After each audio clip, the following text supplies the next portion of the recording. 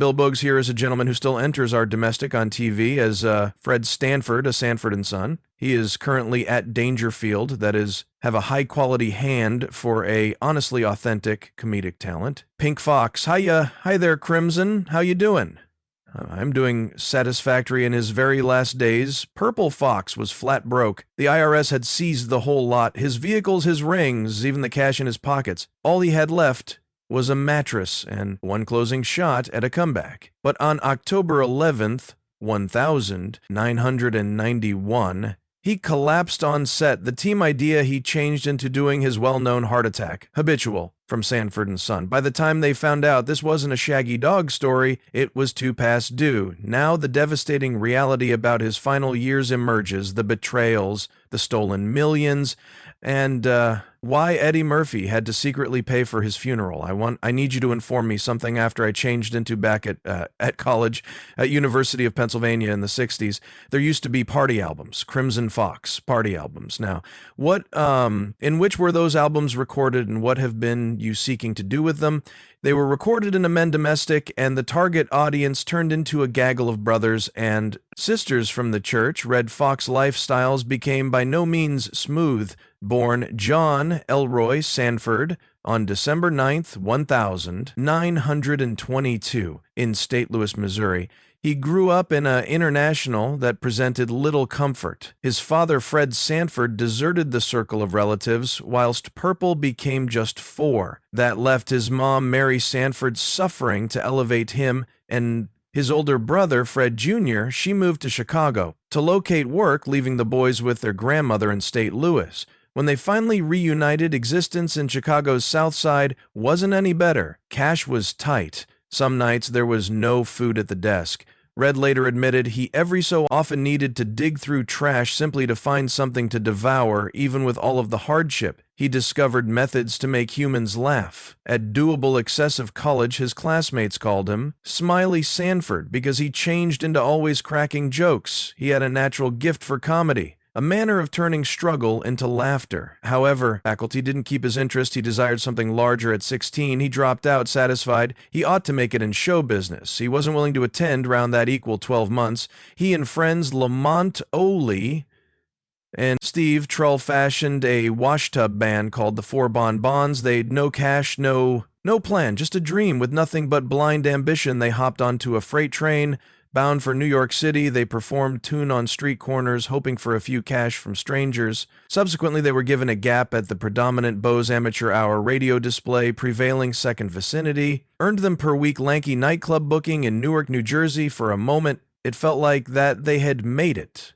But the band failed to ultimate, and shortly Red turned into back on his very own New York Become Tough. But he wasn't equipped to give up. He found work as a dishwasher at Jimmy's Chicken Shack in Harlem. It's wherein he met some other young guy trying to escape poverty, Malcolm Little, who would later emerge as Malcolm X. They labored facet by using facets, scrubbing dishes and sharing jokes. Their pink-tinted hair got them nicknames. Malcolm became Detroit Crimson. Red became Chicago Red. Years later, Malcolm X called him the funniest dishwasher on this earth. However, Red wasn't meant to stay in the kitchen. He began appearing at the Chitlin Circuit, a network of golf equipment that catered to black audiences during segregation. These were the most effective places wherein black entertainers may want to perform without regulations. The crowds wanted raw, uncensored comedy, and Pink delivered. His jokes have been bold, his stories had been wild, he pushed limitations, pronouncing matters no other comedian dared to say. The Chitlin Circuit became his training ground. Each night he were given sharper, funnier, extra, fearless. He met performers like Dina Washington and Slappy White, who helped him find his voice and make the right connections. Between 1956 and 1961, Foxx recorded more than 50 comedy albums. They weren't the sort you may discover in everyday shops. They had been too raw and too real. If you wanted one, you needed to recognize where to appearance they were sold, underneath the counter hidden in brown paper. Baggage titles like Chuckle of the Birthday Celebration and To Procure a Wash Your Ass weren't pretty much laughs. They were a manner of speaking. The fact about race intercourse and existence in America, his fashion became known as blue humor because it tackled the styles of subjects that made well-mannered society uncomfortable at a time while most comedians performed it secure. Foxx did the opposite. He talked about the things people whispered about. He made jokes out of the struggles Black Americans confronted each day.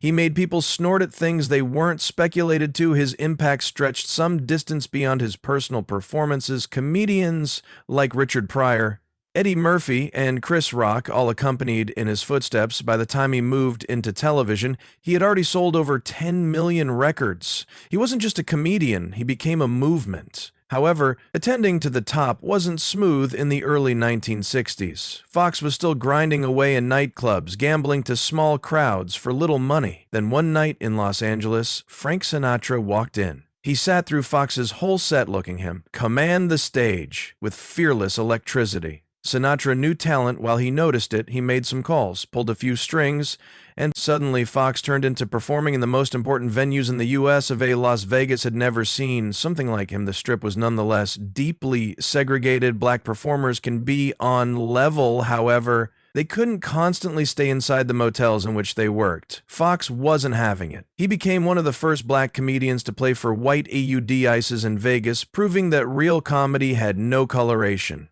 Sinatra did greater than just open doors for him. While Foxx had a dispute with his report label over royalties, Sinatra sold out his agreement. He signed Foxx to his personal label, giving him the liberty to hold, performing without changing a thing.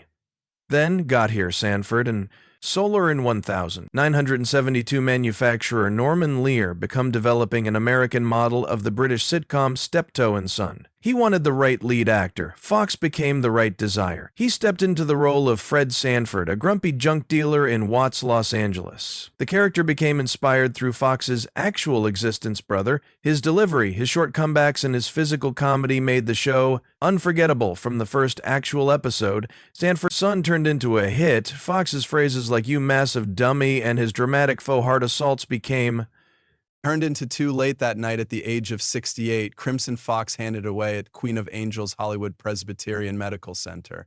Hollywood became shocked simply as Foxx turned into getting his second chance. Lifestyles had taken it away.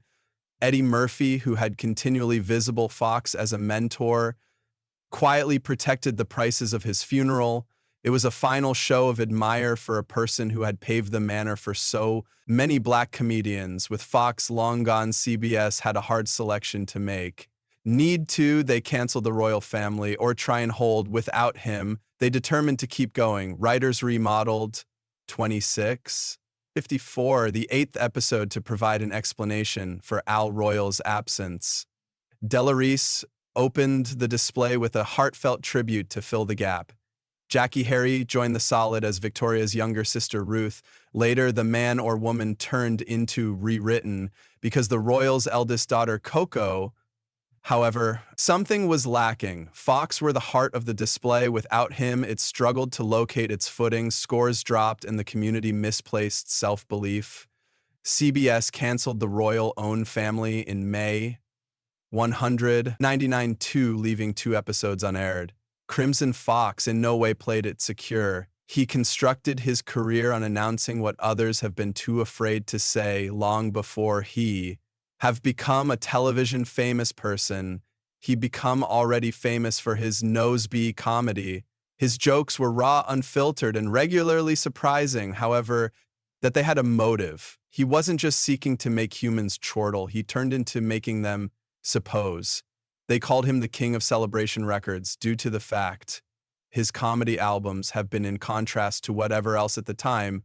Among the 1,950 1970s, he launched over 50 of them, packed with risque jokes about race, intercourse, and class. These weren't just underground hits. They offered and predicted 20 million copies. That type of achievement changed into unheard of for a comic who had in no way even been on television.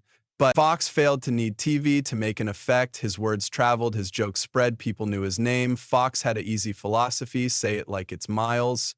He refused to water down his material simply to make people comfortable. He as soon as said, I'm now not going to censor myself to consolation.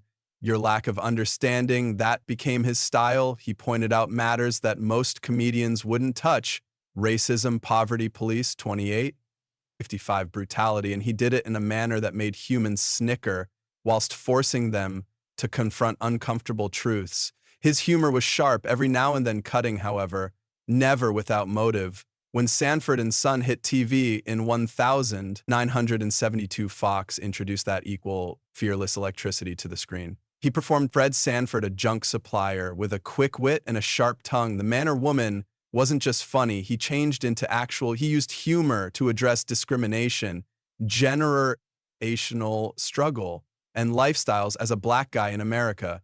A number of the displays jokes-driven boundaries. However, that is what made them resonate. Both black and white audiences saw something familiar in Fred Sanford. He was wrong, he was humorous, and most importantly, he became honest. Fox's effect wasn't pretty much phrases, it was about motion at a time. Whilst Las Vegas was nonetheless deeply segregated, he became one of the first black comedians to headline principal clubs. That wasn't only a personal victory, it changed into a step forward. He opened doorways for black entertainers in areas wherein that they had in no way been welcome before his success in Vegas, forced the enterprise to pay attention, and more importantly, to change. Comedy has continually been about pushing limits, and Fox set the blueprint. Without him, there may be no Richard Pryor, no Murphy.